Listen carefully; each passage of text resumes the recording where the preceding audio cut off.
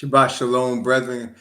Glory and honor to the Father, creator of heaven and earth, the sea, and all that in them is. And to Messiah, Hawashah, the great high priest that the Father has set forth as the atonement for sin, our righteousness, and the soon returning King of planet Earth. Glory and honor to the Most High Father, Yahweh, and to the Messiah, the great high priest, Yahweh. Greetings to the awakening 12 tribes and to the 144,000 among them who are the forerunners of the return of the great high priest and soon King of King Messiah and the establishment of the Messianic kingdom. Greetings. Greetings also to the Gentiles who have become brethren through the faith of Messiah. Greetings to the chat. Isha Shama, and Brother Frankie, Brother Superstar, Yafi, Sister Castro, Sister Love Blue, Brother Castle King, Brother Stephen Kelly, Brother Mike Check, Brother Gary Joseph and Brandon Beckman, Relaxing Your Mind, Akawan Banya, Sister Jillian, Brother Morris, greetings to all of you. We are continuing our study in the prophecies of Daniel. We had just finished chapter 5, where we read about Belshazzar and the folly he did, and including the holy vessels in his worldly party. I also wanted, Thesia, what's up, my man? My brother. I want to also share with you a scripture that prophesied, another scripture that prophesied with respect to Belshazzar, and that is Jeremiah chapter 27. Jeremiah chapter 27. Jeremiah chapter 27. We're going to begin. Let's see. I'm going to begin at verse and go from verse 1 down to verse 7. This is Jeremiah chapter 27 from verse 1. Actually, I'm going to start from verse 1 and go down to verse 8. In the beginning of the reign of Jehoiakim, the son of Josiah, king of Judah, came this word unto Jeremiah from Yahweh, saying, Thus saith Yahweh to me, make thee bonds and yokes, and put them upon thy neck, and send them to the king of Edom, and to the king of Moab, to the king of the Ammonites, and to the king of Tyrus, and to the king of Zidon, and to the king of Zion, by the hand of the messengers which come to Jerusalem unto Zedekiah, king of Judah, and command them to say unto their masters, Thus saith Yahweh of hosts, the Most High of Israel, Thus shall ye say unto your masters, I have made the earth, the man and the beast that are upon the ground by my great power and by my outstretched arm, and have given it unto meat unto me. And now have I given all these lands into the hand of Nebuchadnezzar, the king of Babylon, my servant. The beasts of the field have I given him also to serve him, and all nations shall serve him, and his son, and his son's son, until the very time of his land come. And then many nations and great kings shall serve themselves of him. And it shall come to pass that the nation and kingdom which will not serve the same Nebuchadnezzar, the king of Babylon, that I will not put their neck under the yoke of the king of, that will not put their neck under the yoke of the king of Babylon, that nation will I punish, saith Yahweh, with the sword and with the famine, with the pestilence, until I have consumed them by his hand. So this is interesting. Couple things. First, it says that the Most High, through the prophet Jeremiah, told all the nations that he was going to give the earth, even the beasts of the earth, unto the hand of Nebuchadnezzar. And he said he was going to do it for Nebuchadnezzar, for Nebuchadnezzar's son, and for Nebuchadnezzar's son's son. So he said until the time, he said, the way he put it in verse 7, he said, until the very time of his land come. That is, until his time is fulfilled. So he basically said that Nebuchadnezzar's kingdom was going to be in power under the reign of Nebuchadnezzar under the reign of Nebuchadnezzar's son and under the reign of Nebuchadnezzar's grandson, which was Belshazzar, and that until the time of their land come, where that is, their time is fulfilled. Interesting to note, of course, that all the kingdoms of the earth have an end. And that while they are in power, they are given that power by the Most High. But they will have to pay. They will have to have their time fulfilled. Every kingdom has its time fulfilled. And of course, we also know that the Bible tells us that the Hebrews would be in captivity until the time of the Gentiles be fulfilled. So that we understand that the Gentiles are given power to rule at this time, but that also we understand the signs of the word that tell us their time is being fulfilled. It'll be wise for people to take heed and understand that the powers you see in charge now are not going to be in charge forever. That would mean that all of the 10 nations of the G10, the so-called 10 industrialized nations, will not be in power forever. That would also mean that the United States will not be in power forever, that its time will be fulfilled. Okay? And all the powers of the children of Yafet, which are prophesied to rule, are going to be fulfilled, and their time is going to come to an end. We are also understanding, we were just talking Wednesday about times itself, about the seasons, about the months, and about the years, how the Most High gave them to us for times and for seasons. And we also know that he set feasts to the children of Israel in their seasons, and that each one has a fulfillment. We also understand that we are close to the end of the fulfillment of the 3 appointed feasts. As Israelites, is in it of itself a sign of the fulfillment of the Gentile kingdom. So that all of these things point to the fact, first of all worldly kingdoms come to an end. None of them last forever. Number 2, there's a sign that tells the children of Yah when these ends are coming. And we're talking about them now. The signs of the feast. The signs of the rise of Rome and of its religious power, the signs of the United States exercising dragon-like power over the other nations, and the awakening of the true Hebrews.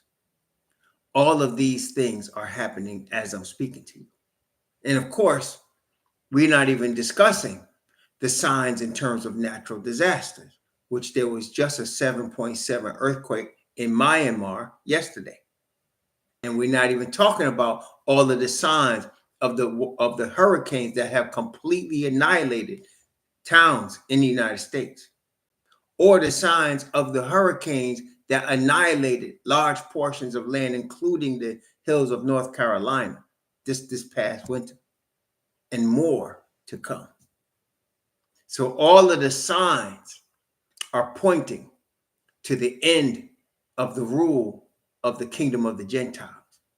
And that rule will end with the rule of the kingdom of the Messiah, which is a Hebrew kingdom, the 12 tribes of Israel for the 12 gates of the capital city of New Jerusalem. Looking at Daniel chapter 6, we should have an understanding that this also is a central theme. The theme is that the devil is looking for worship, and that he deceives the whole world into worshiping him, that they think they're worshiping different religions, but what they're doing is worshiping man.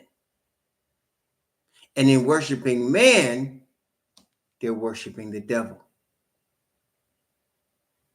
And that the only true God is the one where his people, his nation, his chosen people heard him speak to them from a mountain and delivered to them a covenant. And he said there were no other people in the history of the earth that he did that to. And he also said the signs of the people were that they would be placed in slavery with chains on their neck, that no man would buy them, that they could not be redeemed from their slavery, that they would be in their enemy's land, and that they would also look a lot like Hamites, but they'd be Hebrews.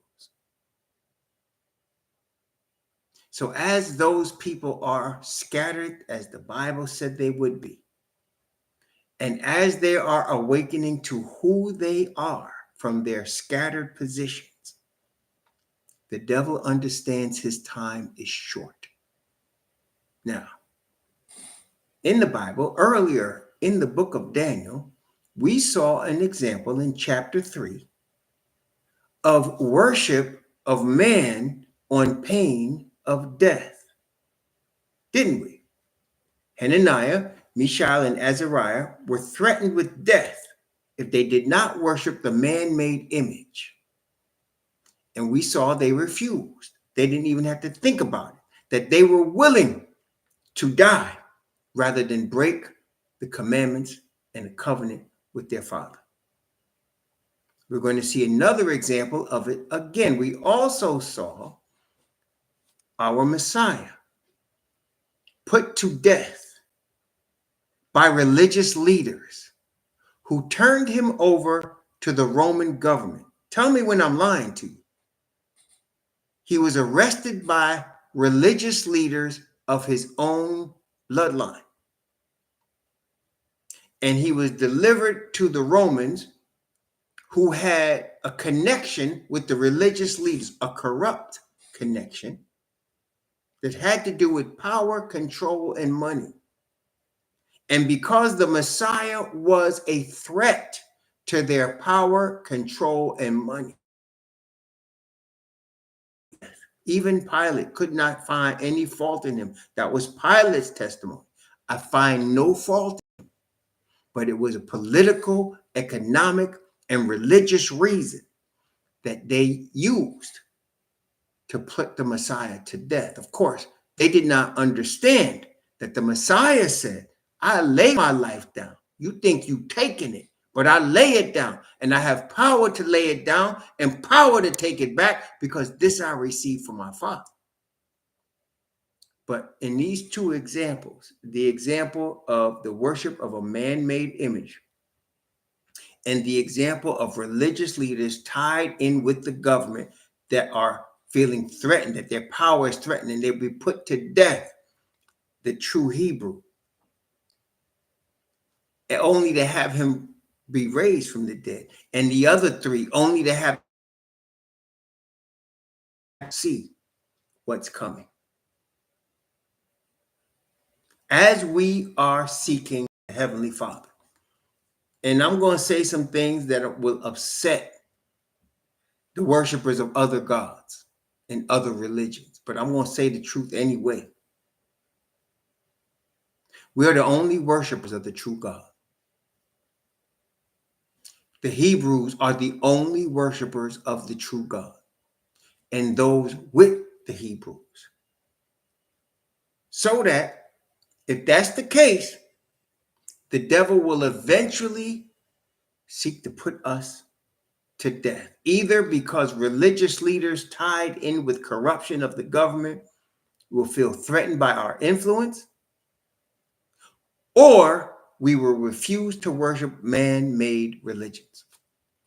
Either way, they're going to put on us the same penalty, as it says in Revelation 13. Whosoever would not worship the image of the beast should be killed. The mark of the beast is in part a connection between man-made religion and government. And that connection is actually seen in the Vatican, as we often mention. In the Vatican, the office of the Pope, it doesn't matter which Pope it is, it's the office of the Pope. You have a man that is the head of a worldwide religion. At the same time, he is the head of a state. so that you have a combination of the religious head with the political head. Donald Trump, in the office of the President of the United States, he is the head of the state of the United States. But at the same time, he is representing Christian nationalism. So you have the head of a country and the head of a religion. There is that they will tell you is the head nationalism except Donald Trump.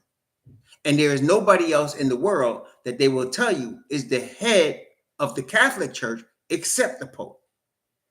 And both of these men are also heads of government.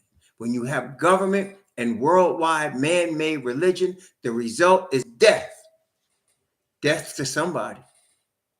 It's either death to them themselves, which is going to be the end result, as we saw in Revelation chapter 19, or they will threaten with death the followers of Yah. Right now, as I'm speaking to you, for the most part, we're all under the radar. Most people don't pay no attention to us. And the reason is because we're not on street corners with funny uniforms on, making noise, right? We're not out robbing banks or committing crimes.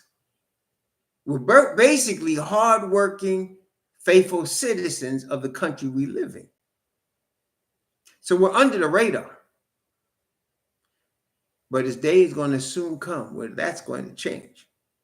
And so what now is we are being prepared for that. For these next now 2.5 years, we're being prepared to receive a power that will also prepare us for the final run on this earth that we got to make. Praise the Most High. Okay, so that takes us now to Daniel chapter 6. So we saw again Hananiah, Mishael, and Azariah threatened with death because they wouldn't worship the man-made religion. Now, I want you to also note, you didn't hear anything about Hananiah, Mishael, and Azariah in terms of them creating any ruckus or doing anything against the Babylonian kingdom. In fact, they were employees of the Babylonian government. That's the only people that was out there. The various leaders, the employees of the Babylonian government. Daniel wasn't out there because Nebuchadnezzar said he was himself a god. If you recall, Nebuchadnezzar lit incense to Daniel. That's telling him he's a god. So he wasn't going to have Daniel worship the golden image. But everybody else, including Daniel's 3 friends, he demanded that they do that. So that was Daniel chapter 3. Here you're going to see a similar situation in chapter 6. This is the thing that I find, I don't want to say the word amusing, but I just find it interesting. As Hebrews, brethren, aren't we always under death for one reason or another, right? I mean, we already mentioned in the Bible the various reasons when we were standing in righteousness while we were, put to death. But then as we disobedient to the Father, our enemies also still want to put us to death. They want to hang us and put us in jail and poison us. So no matter what happens, we always are delivered to death. Might as well be delivered to death for the Father's sake. Isn't that true? That way, at least we know we can be delivered. Praise the Most High. But one way or another, as Hebrews, right now, you get in your car, you're going to the supermarket, and you fit the description. And you know what I mean. And you are pulled over. And every brother and now even sister knows very well, especially if it's dark out. It's dark out and you're pulled over. Now you're just headed to the store. But you know very well your life is on the line. And a wrong move could cost you your life. Am I lying to you or is that true? And why? because of who you are. You're always hunted. You understand? You're always hunted. And that's an example that happens every day. That happens every day. Especially if you are a brother of darker melanin. See, a lighter brother, you might get over. Or a lighter sister. But if you are a darker brother, you got thick melanin in your body, and they pull you over, and it's night, and you fit the description, you know you got to move very cautiously, very slowly. You got to let them see your hands at all times because they come in height. And you know they are. They had this brother out there in Illinois a few months ago. He was coming from, I think he was coming from Walmart. And he was driving and he fit the description. And it was cold outside. It was like in the teens. Onto the store, so he didn't have on a whole lot. You know, when you're running from house to car to store and your car is warm and you come in the store, you're running back out, then you may not wear, the heaviest stuff. And he didn't. They had cops on him on 4 sides, 2 in the front, 1 on the side, 2 in the back, all with guns drawn. Get out of the car and do it slowly. And the brother got out of the car and he got out slowly. And they came up on him and they took his money. He had money in his pocket. And they acted like he had stole something because he had money in his pocket. And they were ready to put him in the car, to put the cuffs on him, ready to put him in the back of the police. Officers got a radio call. We caught the guy. And the guy said, no, we got him. And they looked at the guy's license plate and it was the wrong guy. But he could have ended his life by just moving the wrong way at the wrong speed for one of them. And why? Because of who we are. Because of who we are. That can happen anytime. Y'all all know it can happen anytime. Anytime. Okay? And you could be killed just going to the store. Okay? And so our lives are always under death, especially in the countries that we have been in chains in. Always under death. Okay? Always. So we might as well seek the Most High and worship in truth our God. If we're going to be under the penalty anyway, only difference is, as Hananiah, Mishael, and Azariah, and as we're going to see here with Daniel, we're going to be delivered because it's time for deliverance. Praise the Most High. Let's look at Daniel chapter 6. Daniel chapter 6, beginning at verse 1. So now we know in 5, Darius the Median took the kingdom. They killed Belshazzar, and the night he was killed, they took the kingdom over. This is the Medes. And we know that they would share the power of the kingdom with the Persians. So Darius the Mede was king. So Daniel chapter 6, beginning at verse 1 down to verse 5. It pleased Darius to set over the kingdom 120 princes, which should be over the whole kingdom, and over these 3 presidents, of whom Daniel was first, that the princes might give accounts unto them, and the king should have no damage. Then this Daniel was preferred above the presidents and princes because an excellent spirit was in him, and the king thought to set him over the whole realm. Then the presidents and princes sought to find occasion against Daniel concerning the kingdom, but they could find none occasion. No, men, we shall not find any occasion against this Daniel, except we find it against him concerning the law of his God. So they were trying to find occasion against him, following him, spying on him, trying to set him up, and they couldn't get him. So at the end, they thought, okay, we can't get him on corruption. He can't be bought or sold. He's not breaking any laws. He's a law-abiding citizen. How can we get him?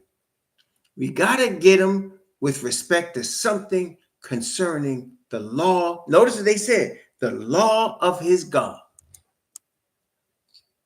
The law of his God. Now, brethren, isn't that our position? We are not worshiping man-made religions. We are worshiping the Father Yahweh, God. He is the object of our worship, and we are obedient to his law. That's all. Okay.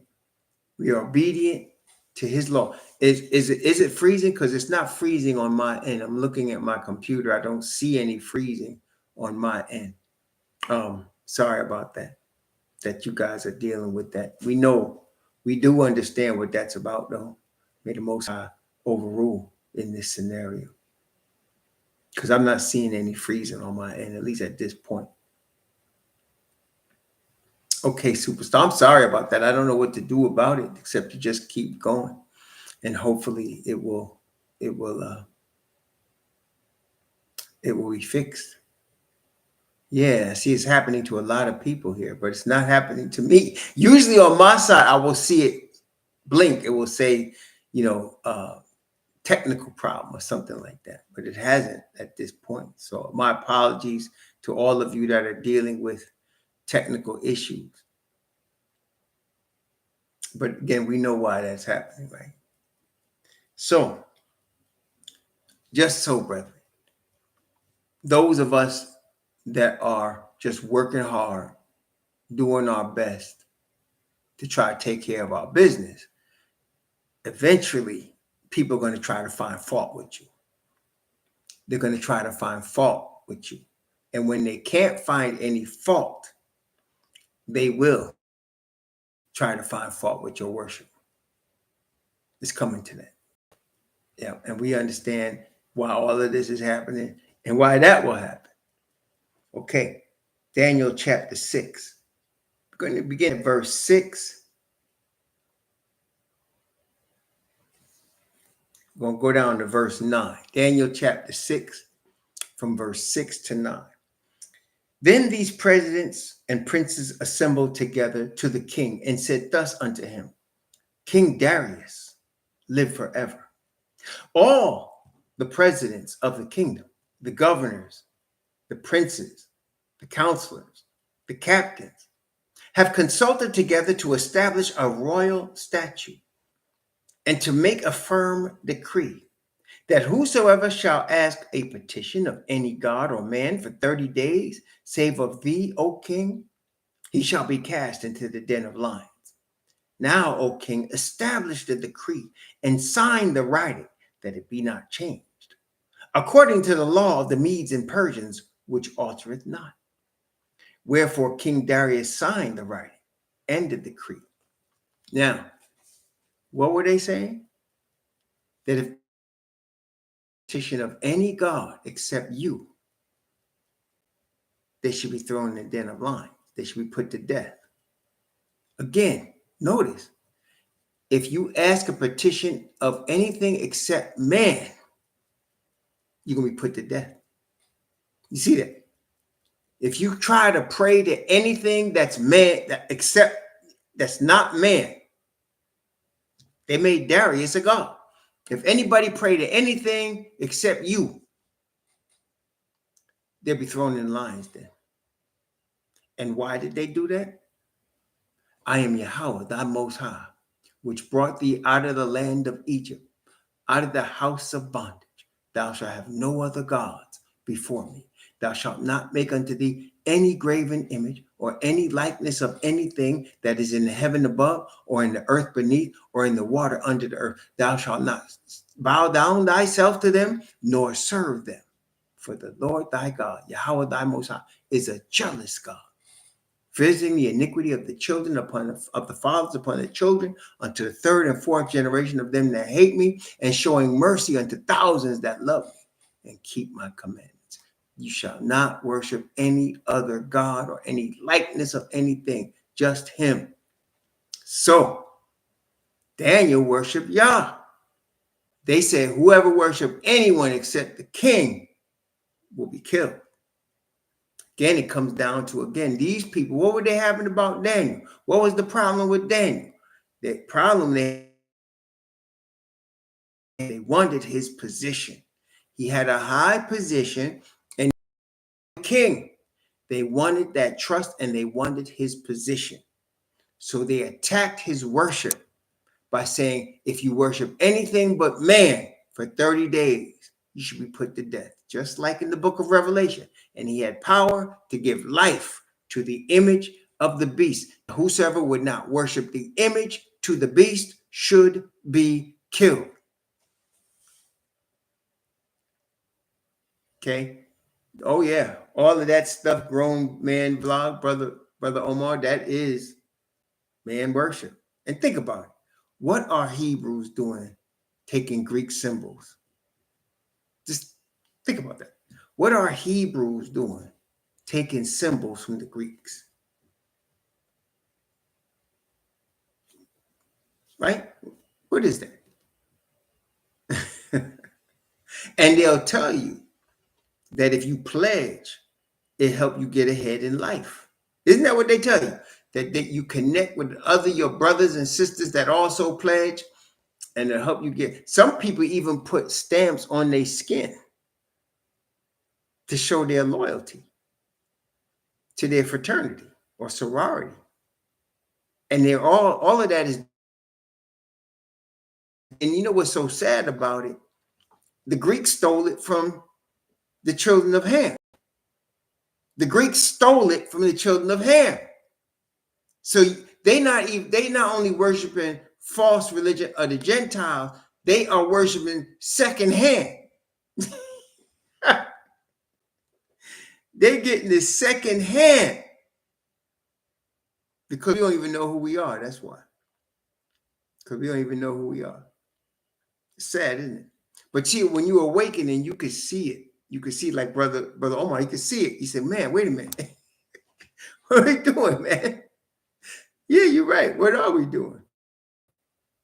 Anything you get from the Gentiles, you should know. You can't be messing with that.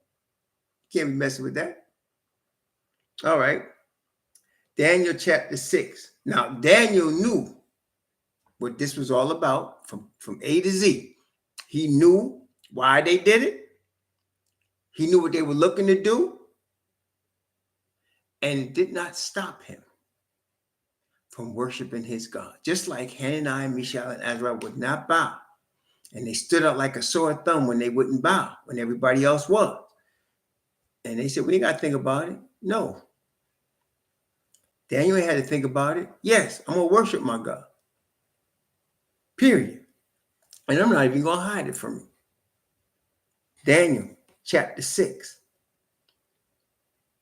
Beginning at verse 10 and reading down to verse 13. Now, when Daniel knew that the writing was signed, he went into his house, and his windows being open in his chamber toward Jerusalem, he kneeled upon his knees 3 times a day and prayed and gave thanks before his God, as he did aforetime. Then these men assembled and found Daniel praying and making supplication before his Most High. Then they came near and spake before the king concerning the king's decree. Hast thou not signed a decree that every man that shall ask a petition of any Most High or God or man within 30 days, save of thee, O king, shall be cast into the den of lions? The king answered and said, the thing is true, according to the law of the Medes and Persians, which altereth not. Then answered they and said before the king, that Daniel, which is of the children of the captivity of Judah, regardeth not thee, O king, nor the decree that thou hast signed, but maketh his petition 3 times a day. See, they caught the king in his ego and in his zeal to be a god. Even the king did not want Daniel involved, but they lied and said all the presidents have agreed. If they'd have been truthful, they'd have said, well, except Daniel. The king wouldn't have signed it. He wouldn't have signed it. But they lied. They said all of the presidents agreed to this. And in his ego, he signed it. And if he'd have thought about it, he'd know very well Daniel wasn't going to be obedient to that. Now watch this. Daniel chapter 6 from verse 14 down to verse 16. Then the king, when he heard these words, was sore displeased with himself, and set his heart on Daniel to deliver him. And he labored to the going down of the sun to deliver him. Then these men assembled unto the king and said unto the king, Now, O king, that the law of the Medes and Persians is that no decree nor statute which the king establisheth may be changed. Then the king commanded, and they brought Daniel and cast him into the den of lions. Now he spake and said unto Daniel, Thy God, whom thou servest continually, he will deliver thee. What he knew. He said, you serve your God continually. And he made Daniel the first of the three presidents for a reason. Daniel was special because the Father's Spirit was with him. Even they said, in him is the Spirit of the Holy God. See, they don't know the Most High, but that's what they saw in Daniel. So he said, Thy God, whom thou servest continually. Not only that, I am sure that it was world renowned of what happened to Hananiah, Mishael, and Azariah. I am sure that everyone knew about that. So now he was saying, your God that you serve. Let's look at verse 17 down to verse 21. Actually, verse 22. And a stone was brought and laid upon the mouth of the den, and the king sealed it with his own signet and with the signet of his lords, that the purpose might not be changed concerning Daniel. Then the king went to his palace and passed the night fasting. Neither were instruments of music brought before him, and his sleep went from him. Then the king arose and went in haste unto the den of lions. He cried with a lamentable voice unto Daniel, and the king spake and said to Daniel, O Daniel, servant of the living God, is thy most high, whom thou servest continually, able to deliver thee from the lions? Then said Daniel unto the king, O king, live forever.